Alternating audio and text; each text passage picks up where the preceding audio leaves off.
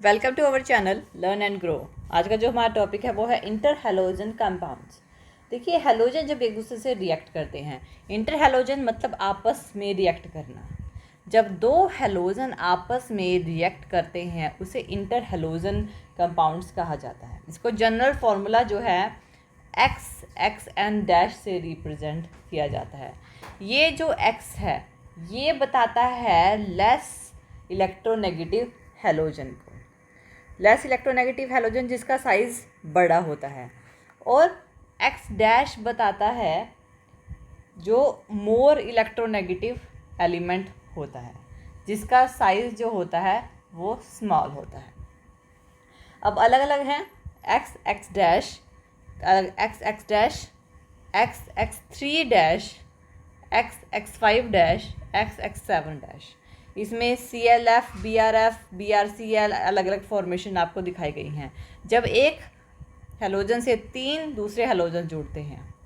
ठीक है, जैसे कि ये वाले मोर इलेक्ट्रोनेगेटिव है, स्मॉल साइज है सी एल के कंपैरिजन में, यानी कि less electronegative element more electronegative element के साथ जुड़ेगा। ठीक है ना, और जो लेस इलेक्ट्रोनेगेटिव है वो पहले आएगा, और जो मोर इलेक्ट्रोनेगेटिव है वो कितने भी एन हो सकते हैं जो स्मॉल साइज़ के होते हैं और उनके साथ जुड़ते हैं। जैसे कि फ्लोरीन सबसे ज़्यादा स्मॉल होता है, तो fluorine ClF3, BrF3, IF3, ICl3 formation कर सकते हैं, और ऐसे ही ClF5, BrF5, IF5 भी फॉर्मेशन कर सकते हैं। ऐसे ही इसमें IF7 फॉर्मेशन होती है, यहाँ पे ClF7 नहीं होती, BrF7 नहीं होती है, तो ये फॉर्मेशन इनकी होती है। अब देखते हैं इसकी प्रिपरेशन। देखिए, जितने भी इंटर हैलोजन कंपाउंड होते हैं वो डायरेक्ट कम्बिनेशन से प्रिपेयर किए जा सकते हैं। जैसे कि Cl2 और F2 को अगर इक्वल क्वांटिटी में लिया जाए, जितना Cl2 लिया है उतना ही F2 ले लें, और 473 केल्विन टेम्परेचर पे इन्हें हीट कर दिया जाए तो 2ClF प्रोड्यूस करेगा, यानी क्लोरीन मोनोफ्लोराइड।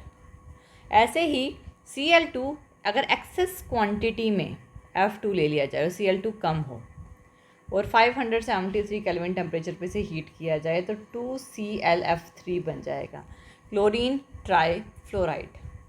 नेक्स्ट ClF F2 के साथ जब रिएक्ट करता है, दोनों ही गैसेस है ना, ये जो टेम्परेचर है 475 से 575 तक का होता है तो ClF3 प्रोड्यूस होता है।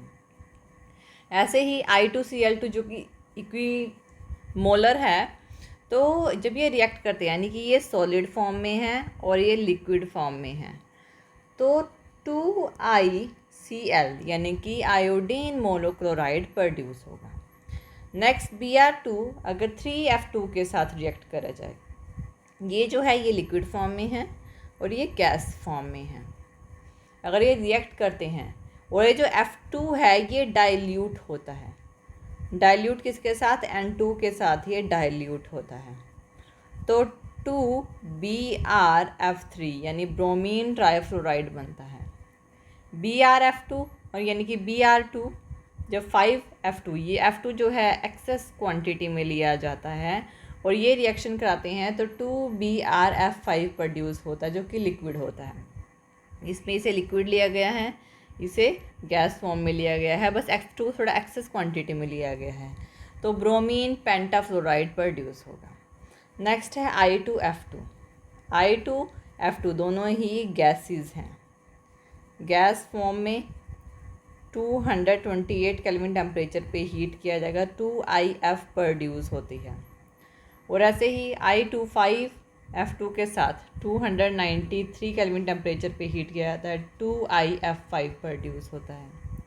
और I2 जब 7F2 के साथ रिएक्ट करता है 523 से 573 केल्विन टेम्परेचर पे, तो 2IF7 यानी कि आयोडीन हेप्टाफ्लोराइड प्रोड्यूस होते हैं। तो ये जो है अलग अलग रिएक्शंस होती हैं। इसमें I2 5F2 के साथ रिएक्ट है, यहाँ पे 7F2 के साथ रिएक्ट है, यहाँ पे सिंपल F2 के साथ रिएक्ट है, अलग अलग रिएक्शंस होती हैं। तो ये इसकी डायरेक्टली प्रिपरेशन इनको किया जा सकता है। नेक्स्ट हम देख लेते हैं इनके स्ट्रक्चर, इंटर हैलोजन कंपाउंड के स्ट्रक्चर। देखिए, अलग अलग स्ट्रक्चर होते हैं, यानी कि एक्स डैश, ये जो है ये सिंगल कोवलेंट बॉन्ड होते हैं इसमें एक्स एक्स डैश में, जैसे कि एक्स एक्स डैश कौन से होते हैं, I C L I B R, ये जो स्ट्रक्चर होते हैं एक लीनियर स्ट्रक्चर होते हैं। लीनियर स्ट्रक्चर मतलब कि आई सी एल के साथ जुड़ गया, लीनियर स्ट्रक्चर होगा। दूसरा स्ट्रक्चर होता है एक्स एक्स थ्री डैश। ये कौन से स्ट्रक्चर होते हैं, ये जो स्ट्रक्चर होते हैं ये sp3 डिहाइब्रिडाइजेशन के स्ट्रक्चर होते हैं।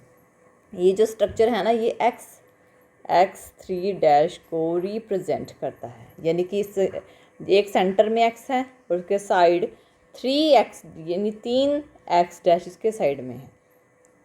सेम ऐसे ही ये दोनों जो स्ट्रक्चर हैं वो सेम रिप्रेजेंट किए गए हैं, ये इनकी बॉन्डिंग है और ये इसके स्ट्रक्चर को रिप्रेजेंट करता है। ऐसे ही अगर इसी में ही अगर जो हमारे हैलोजेंस होते हैं जैसे कि वो ग्राउंड स्टेट पे हैं, फर्स्ट देखिए ग्राउंड स्टेट पे हैं तो 2 इलेक्ट्रॉन तो NS में होंगे, NP में ये इलेक्ट्रॉन 2 इलेक्ट्रॉन, एक्स PX में, PY में, PZ में 1 इलेक्ट्रॉन है। लेकिन अगर इसकी फर्स्ट एक्साइट स्टेट हो जाए, यानी कि ये इसकी फर्स्ट एक्साइट स्टेट है, 1 इलेक्ट्रॉन यहाँ से एक्साइट कर जाए और एक्साइट करके D में आ गया, यानी कि ND में चला गया, तो कौन सी हाइब्रिडाइजेशन होगी, ये जो हाइब्रिडाइजेशन होगी sp3, एक sp3 और एक D में डिहाइब्रिडाइजेशन हो जाती है। sp3 डिहाइब्रिडाइजेशन यानी कि 3 अनपेयर इलेक्ट्रॉन हैं और 3 बॉन्डिंग बन सकती हैं, ठीक है, तो 3 अनपेयर इलेक्ट्रॉन हो चुके हैं यहाँ पे। तो ये जो है x3 डैश से रिप्रेजेंट किया जाता है। दूसरा हम देखते हैं अगर एक और इलेक्ट्रॉन यहाँ से एक्साइट कर जाए तो यानी सेकंड एक्साइट स्टेट आ जाए। अब यहाँ पे देखिए यहाँ पे सेकंड एक्साइट स्टेट आ गई, यानी कि यहाँ पे जो था ना एक और इलेक्ट्रॉन, यहाँ पे ये NS था, ये NP है, ये ND है, एक और एक्साइट हो गया तो कितने अनपेयर इलेक्ट्रॉन हो गए, 5 अनपेयर इलेक्ट्रॉन हो गए, यानी कि ये जो स्ट्रक्चर है x5 डैश को रिप्रेजेंट करेगा, ठीक है ना, x5 डैश को। अभी इनके स्ट्रक्चर भी दिखाती हूँ मैं आपको। और ये हाइब्रिडाइजेशन क्या हो गई, एक तो S, ये P कितने हैं 3 sp3 और D कितने हो गए 2, यानी sp3 D2 हाइब्रिडाइजेशन हो गई। ये ऑक्टाहीड्रल ज्योमेट्रिकल शेप को रिप्रेजेंट करता है, इसमें एक लोन पेयर होता है, इस तरह का स्ट्रक्चर होता है। नेक्स्ट अब दिखाती हूँ जिसमें थर्ड एक्साइट यानी एक और एक्साइट स्टेट आ गई, मीन्स टू से ये वाला इलेक्ट्रॉन एक्साइट हो गए D में चला गया तो कितने हो गए sp3 p3 d3, कौन सी हाइब्रिडाइजेशन हो गई sp3 d3 हाइब्रिडाइजेशन। ये कौन सी हाइब्रिडाइजेशन होती है, ज्योमेट्री कौन सी होती है, पेंटागोनल बाई पिरामिड ज्योमेट्री होती है, यानी कि x और कितने कितने वो है अनपेयर हमारे पास हो गया अब 7 अनपेयर, x7 डैश को रिप्रेजेंट करेगा।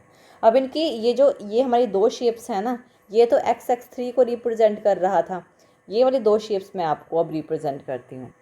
ये देखिए ये है x डैश 5 और यहाँ पे x डैश नहीं होगा, एक्चुअली यहाँ पे एक लोन पेयर होगा, क्या होगा, एक लोन पेयर इस तरह से, यानी कि एक ये वाला तो सेंटर का है, सेंटर में और साइड में 5x डैश का जुड़े हुए हैं और यहाँ पे एक लोन पेयर है।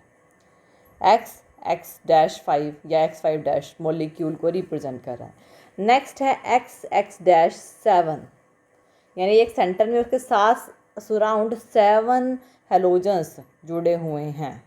एक्स डैश क्या चीज़ रिप्रेजेंट करता है, मैंने स्टार्टिंग में ही आपको ये बताया था कि जो बीच का जो हेलोजन एक्स होता है वो क्या होता है, लेस इलेक्ट्रोनेगेटिव हेलोजन होता है जिसका साइज़ बड़ा होता है, लार्ज साइज, ठीक है। और एक्स डैश कौन सा हेलोजन होता है, स्मॉल साइज का होता है जिसका इलेक्ट्रोनेगेटिविटी क्या होती है, देखिए स्मॉल साइज इलेक्ट्रोनेगेटिविटी क्या होगी, इसकी ज़्यादा इलेक्ट्रोनेगेटिविटी होगी और इसकी क्या होगी, लेस इलेक्ट्रोनेगेटिव एलिमेंट होगा। यानी सेंटर में ऐसा हेलोजन होगा जिसकी इलेक्ट्रोनेगेटिविटी क्या होगी, लेस होगी, और बाहर ऐसा हेलोजन होगा जिसकी इलेक्ट्रोनेगेटिविटी क्या होगी, ज़्यादा होगी। वो चीज़ रिप्रेजेंट करते हैं। तो ये जो है ये रिप्रेजेंट करते हैं हमारे इंटर हैलोजन कंपाउंड्स को। तो थैंक यू ये वीडियो देखने के लिए। और ज़्यादा अपडेटिंग वीडियोस के लिए आप हमारे चैनल लर्न एंड ग्रो पे हमें सब्सक्राइब कर सकते हैं। Thank you.